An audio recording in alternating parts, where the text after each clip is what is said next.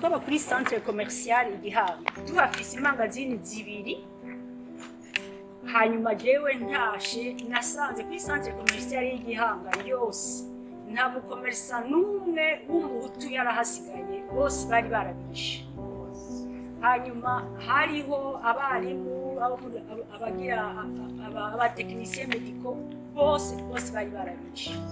Kandi Mfugusa niwe yari guverineri civile, baraza gutora amahera twaciye mu mamangazini ngo bayashiriye papa byo muri 73.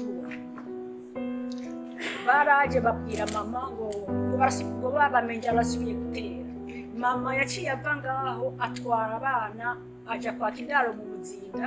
Yavuye mu Muzinda aduga ruguru kwitongo kwa iyo twabwa mu Ryansoro, atakintu na kimwe atwaye.